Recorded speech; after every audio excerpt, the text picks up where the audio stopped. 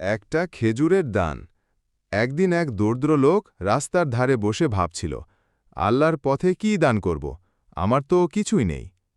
হঠাৎ তার নজরে পড়ে তার থলিতে একটা মাত্র খেজুর আছে।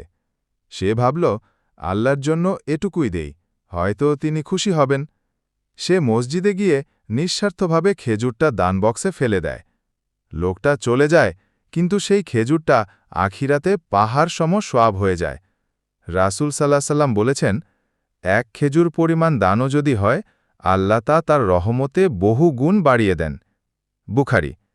গল্পের শিক্ষা, দান ছোট না বড় দেখে নয়, নিয়ত দেখে আল্লাহ কবুল করেন।